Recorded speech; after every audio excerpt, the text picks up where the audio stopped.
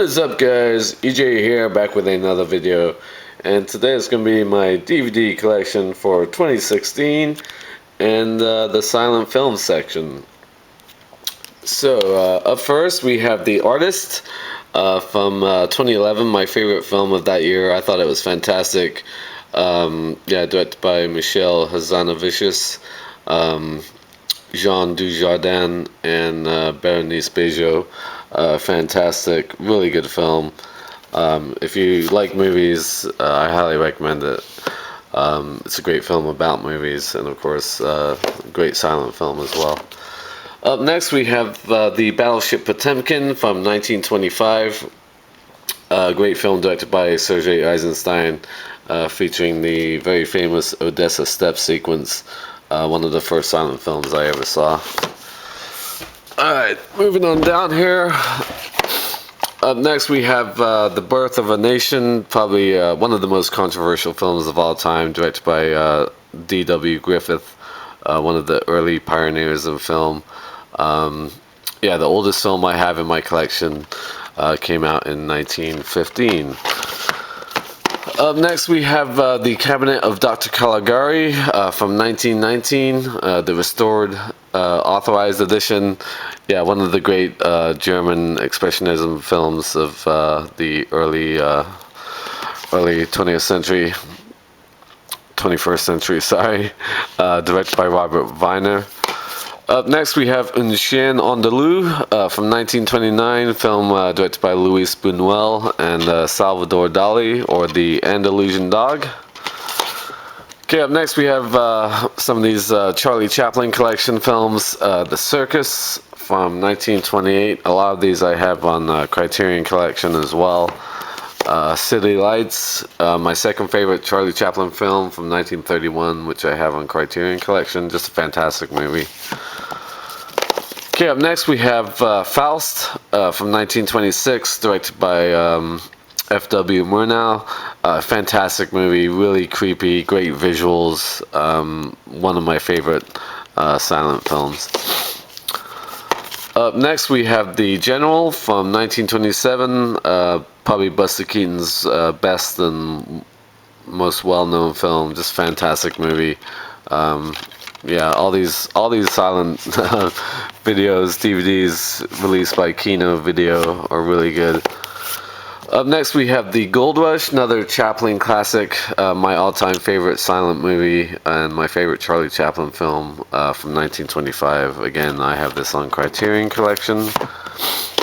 Up next we have The Golem from 1920, directed by Paul Wegener. Sort of the Jewish version of Frankenstein. Interesting film. Up next we have The Hunchback of Notre Dame from 1923, Ultimate Edition, starring Lon Chaney. Terrific movie. Up next we have Intolerance from 1916, another great film directed by D.W. Griffith. Fantastic visuals, great movie, one of his best. Up next we have The Jazz Singer, 3-disc deluxe edition from 1927, featuring Al Jolson. For the most part a silent movie, but it features the first ever sound on film, and that is of course Al Jolson. Great film. Up next we have another Chaplin classic, The Kid from 1921, one of his best movies as well. Up next we have The Last Laugh from 1924, directed by F.W. Murnau. Again, restored deluxe edition, starring Emil Jannings. Terrific movie as well. Up next we have Metropolis from 1926, Fritz Lang's masterpiece. Fantastic movie, futuristic, ahead of its time, that's for sure. Up next we have Nosferatu from 1922, my second favorite silent film, of course, directed by F.W. Murnau, featuring Max Schreck in the version of Dracula. I think they had to call it Nosferatu because of they didn't get the rights, or something like that.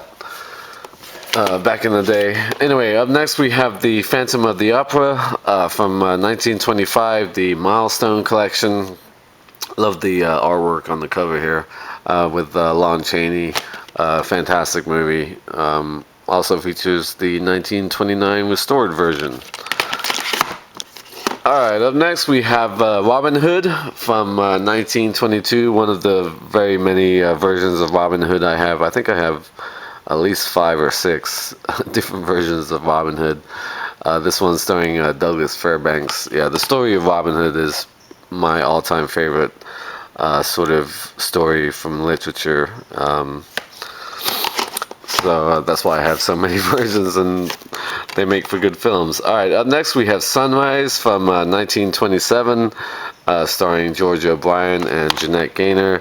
Another great film directed by F.W. Murnau. Fantastic movie. Also subtitled A Song for Two Humans.